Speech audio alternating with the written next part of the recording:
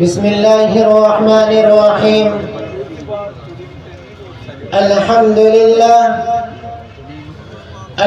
لله وكفى وسلام على عباده الذين اصطفى. أما بعد فأعوذ بالله من الشيطان الرجيم. بسم الله الرحمن الرحيم. إنما يخشى الله من عباده العلماء. وقال النبي صلى الله عليه وسلم العلماء ورثة الأنبياء. اس فکر میں غنچے زرد ہوئے، اس سوچ میں کلیاں سوکھ گئی. اس فکر میں غنچے زرد ہوئے، اس سوچ میں کلیاں سوکھ گئی. آئین گلستان کیا ہوگا، دستور بہارا کیا ہوگا. اے موج حوادث ان کو بھی دو چار دھپیڑے ہلکے سے. اے موج حوادث ان کو بھی دو چار دھپیڑے ہلکے سے. کچھ لوگ ابھی تک ساحل پر طوفان کا نظارہ کرتے ہیں.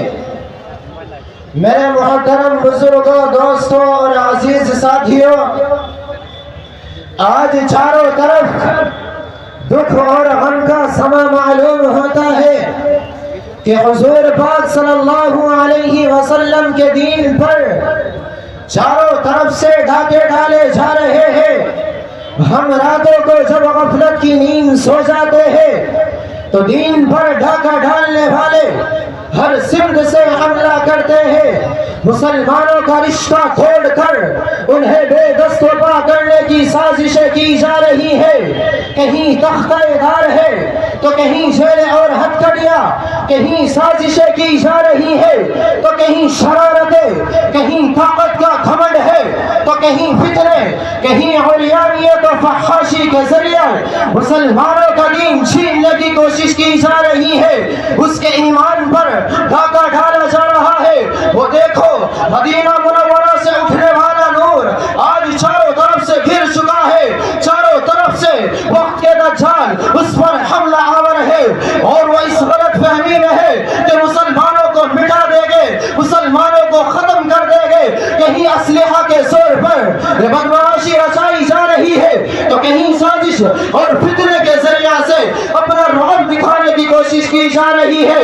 یہ ساری چیزیں اپنی طرف سے ان سب سے بڑھ کر یہ کہ ہمارا رشتہ جناب محمد عربی صلی اللہ علیہ وسلم سے کاٹنے کی کوشش کی جا رہی ہے. ہمارا رشتہ صدیق اکبر فاروق اعظم سے کاٹنے کی کوشش کی جا رہی ہے. ہمیں مجبور کیا جا رہا ہے کہ ہم واشنگٹن کو سجدہ کریں، ہم نیو یارک کو سجدہ کریں، ہم کس کو قبلہ بنائیں. ہمیں سمجھایا جا رہا ہے کہ ماضی کی طرف دیکھنا چھوڑ دو اور مستقبل کی طرف دیکھو. تو ہمیں ہمارے ماضی کی کوشش کرنے والے شاید خوشیوں کا جشن منا رہے ہیں، لہٰذا دشمن اسلام کے پیٹ میں بروٹ پڑی ہے.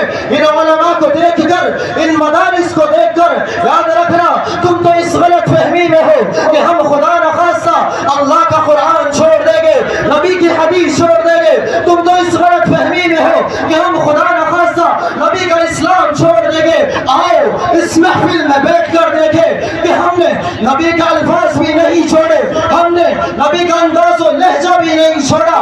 جیسی حدیث نبی نے پڑھائی تھی ویسی ہی حدیث آج پڑھائی جا رہی ہے. نبی نے حدیث پڑھاتے وقت صحابی کو زمزم پلایا، صحابی نے اپنے شاگردوں کو حدیث پڑھاتے وقت زمزم پلایا.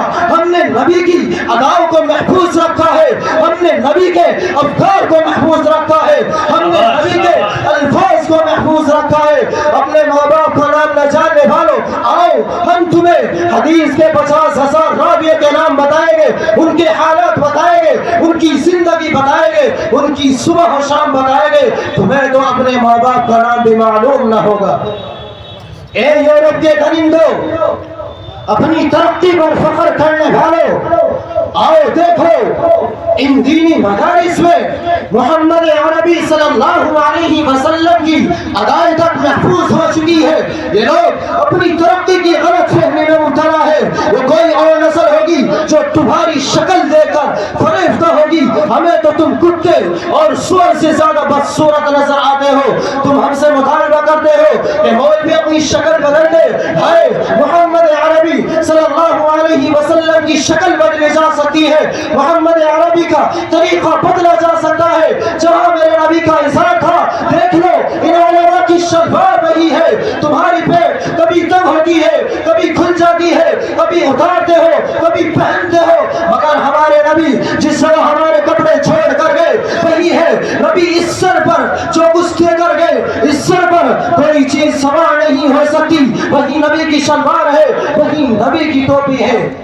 قلت وقت کو مد نظر رکھتے ہوئے میں اپنی تقریر کو یہیں ختم کرتا ہوں.